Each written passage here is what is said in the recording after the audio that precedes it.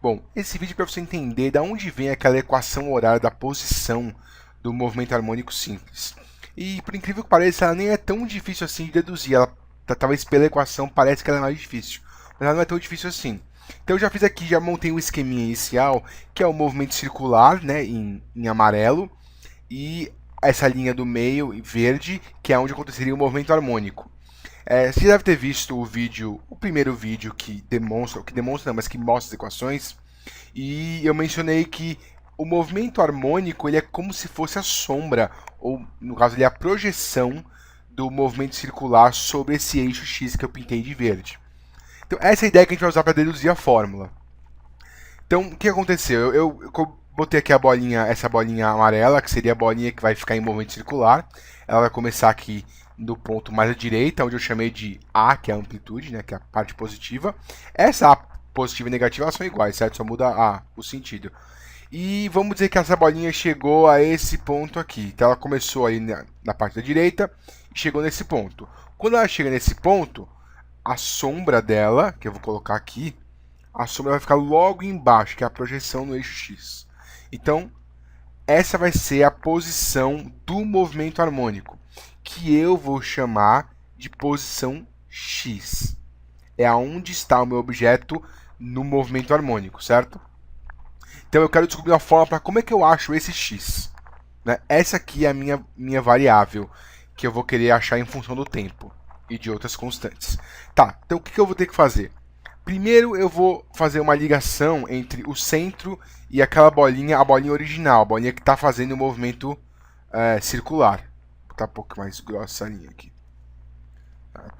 Então, fiz essa ligação e se perceber, essa ligação gerou aqui um ângulo com aonde ela começou com o eixo X, e esse ângulo eu vou chamar de fase, que é aquele φ, certo? Não confunde ele com aquele φ0 que aparece na fórmula, porque aquele φ0 é a fase inicial, é meio que o ângulo que ele começou.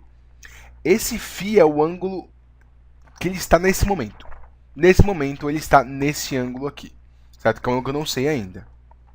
Mas o que eu posso perceber, se eu fechar um triângulozinho aqui, com essa linhazinha rosa, o que eu posso perceber é que, olhando para esse triângulo, que começa aqui no ponto O, vai até o objeto amarelo e vai até X, eu posso perceber que o cosseno desse φ que eu chamei, ele é, bom, cateto adjacente é de 0 até X, então ele é X, sobre a hipotenusa.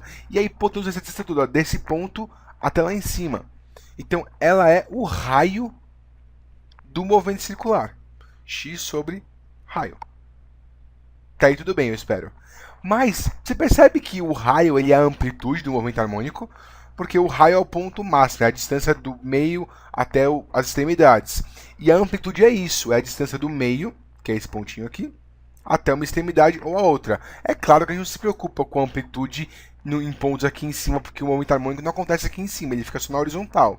Mas raio e amplitude é a mesma coisa. Então eu vou trocar esse R por amplitude. Então a minha forma vai ficar cosseno daquela fase é x, que é o que eu quero descobrir na verdade, sobre a amplitude. E aí isolando x, eu vou ter que x é amplitude vezes o cosseno da fase. Só que você tem que só destrinchar um pouco essa fase. Porque essa fase é o ângulo que esse objeto em movimento circular, é o ângulo que ele está agora. Mas o ângulo que ele está agora, ele depende do ângulo que ele começou e do quanto ele andou. Eu queria fazer isso, é porque eu não sei se você lembra de movimento circular tão bem. Então eu queria fazer de dois jeitos. Um jeito é explicar e fazer uma análise com o seguinte. Eu queria lembrar daquela forma básica de cinemática, que é S igual a S0 mais VT. Que é uma ideia simples de assim, a posição final de um objeto, ela depende de onde ele começou, mais quanto ele andou, que é a velocidade do objeto vezes o tempo que passou. Isso é para o movimento uniforme, retilíneo uniforme.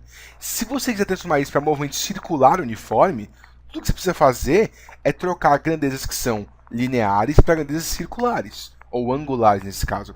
Então, a posição final é como se fosse para a gente, se você pensar angularmente, é o ângulo final. do movimento. O ângulo que eu me encontro, ele é o ângulo inicial mais a velocidade vezes o tempo. Só que essa velocidade não é linear, ela é angular. Então ela é ômega vezes t. Então tudo que eu vou fazer agora é trocar essa fase, esse φ, por φ inicial mais ômega t. E vai ficar aquela forma que você deve ter visto, que é A vezes o cosseno de... Aí na forma eu sei que ele bota ao contrário. Ele bota ômega t mais a fase inicial, mas é pura conveniência, certo? Porque é a mesma coisa. Então é daí que vem essa fórmula. Tenta lembrar, o que eu acho bem importante para você lembrar de onde vem essa fórmula, tenta lembrar dessa relação base do cosseno, que eu acho que é mais simples, e que essa fase, ela é o quanto ele andou angularmente, né, que é a velocidade angular vezes o tempo, mais o quanto ele começou. E eu sei que no meu exemplo, essa fase inicial, que já que ele começou aqui, a minha fase inicial ela é 0. Mas ele poderia ter começado, por exemplo, daqui. Se ele começa desse ponto, por exemplo, então a fase inicial não é mais 0. A fase inicial é um ângulo, enfim, se a gente fosse desenhar, seria um ângulo, eu vou até rabiscar aqui, seria um ângulo assim, tipo, essa aqui seria a minha fase inicial, sabe? Se ele começasse daqui. Como ele começou aqui embaixo, foi 0. É por isso que geralmente é 0, porque ele geralmente começa nas extremidades. Mas enfim, tô falando demais, é daí que vem a fórmula.